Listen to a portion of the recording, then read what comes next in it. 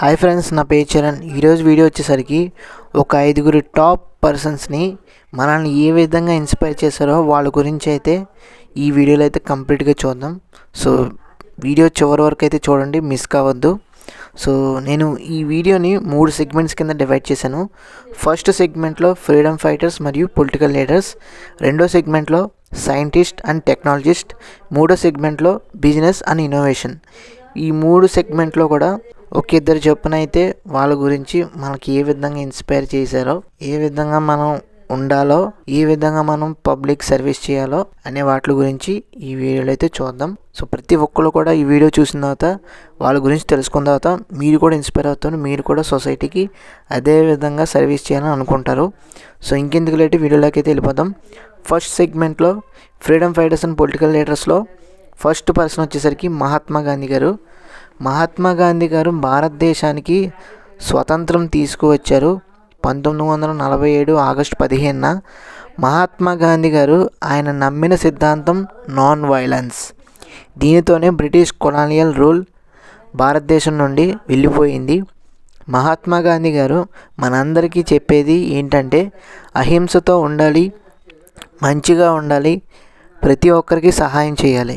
దీనితోనే ప్రపంచం మొత్తం మంచితనంతో ఉంటే, మిగతా వారందరికీ హెల్ప్ చేస్తే ప్రపంచం మొత్తం మంచి ప్రదేశంగా ఉంటుంది.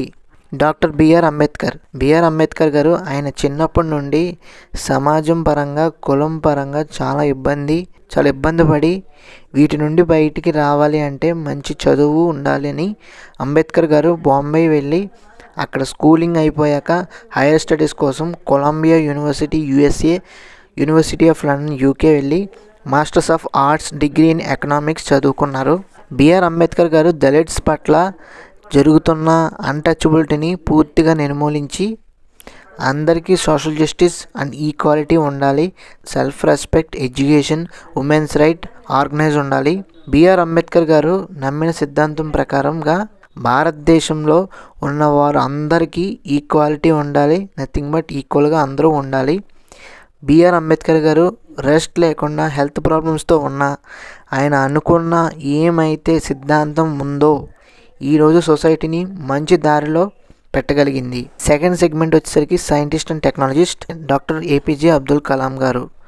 APJ అబ్దుల్ కలాం గారు ఒకటి అన్నారు, కలలు కనండి అంతేగాని కథలు చెప్పద్దు.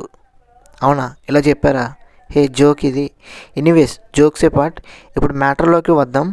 అబ్దుల్ కలాం గారు ఆయన చిన్నప్పుడు చూసిన కష్టాలకి ఇంకా ఆయన ఇలా అనుకున్నారు, ఎలాగైనా నేను కష్టపడి అనుకున్నది సాధించాలి అని డిసైడ్ అయ్యారు. అనుకున్నట్టుగానే చెన్నైలో ఏరోనాటికల్ ఇంజనీరింగ్ చేశారు.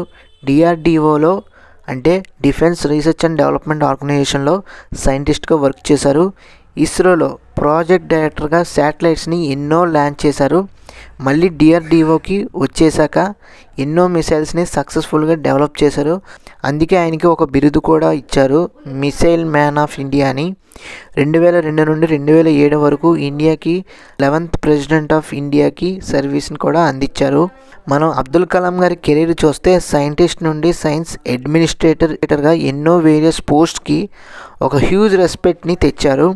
అందుకే APJ అబ్దుల్ కలాం గారు ఇప్పుడు కూడా ఆయన ఒకటి చెప్తూ ఉంటారు, అది ఏంటంటే hard work and perseverance. If you want to shine like a sun, first burn like a sun. అంటే నువ్వు సూర్యుడిలాగా ప్రకాశవంతంగా ఉండాలి అంటే ముందు నువ్వు సూర్యుడిలాగా మండు, అప్పుడే ఎంతోమందికి నువ్వు ఏంటో తెలుస్తావు. You have to dream before your dreams can come true. అంటే నీ కళలు నిజం అవ్వాలి అంటే ముందు నువ్వు కళలు కనాలి.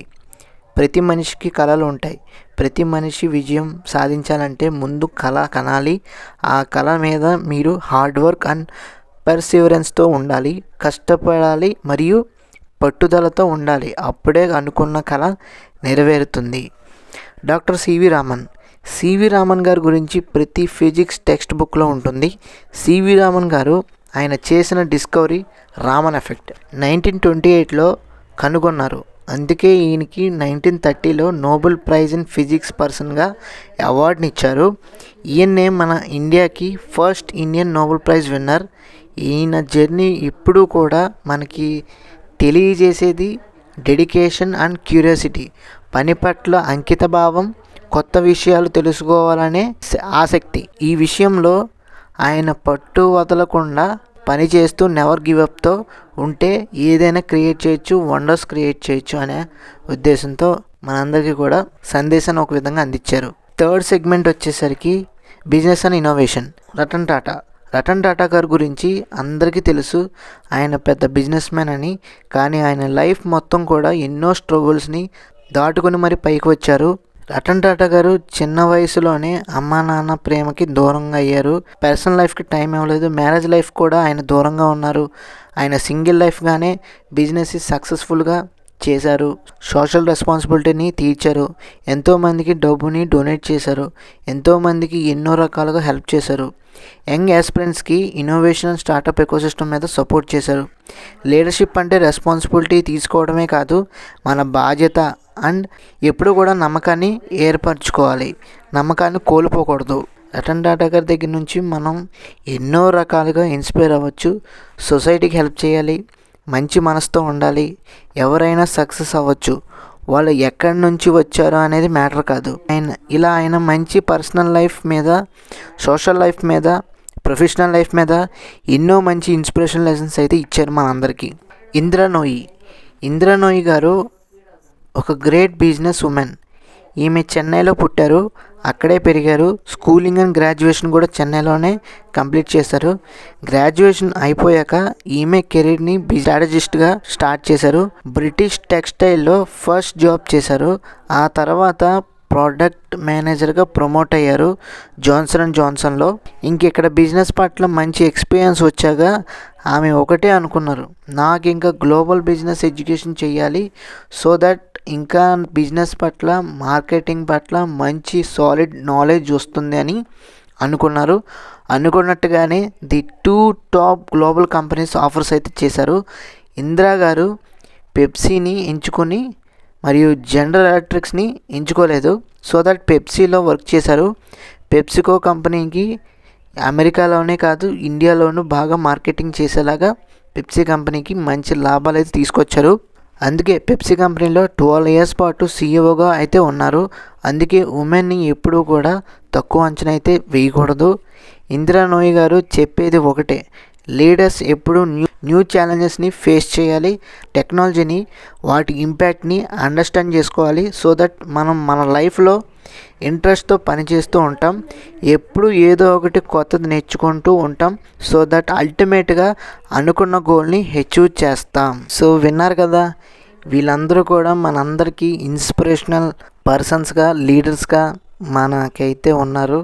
మన ఇండియన్సే వీళ్ళందరూ కూడా వాళ్ళ యొక్క ఫ్రీడమ్ ఫైట్స్ గురించి, టెక్నాలజీ గురించి, ఇన్నోవేషన్ గురించి మనందరికీ కూడా అన్ని రకాలుగా, ఎన్నో రకాలుగా ఇన్స్పిరేషనల్ పర్సన్స్గా మనకైతే ఉన్నారు.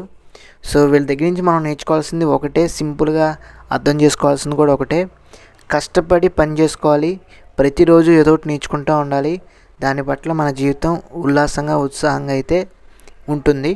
సో ఇది ఫ్రెండ్స్, ఓవరాల్గా the top 5 persons which are inspires us.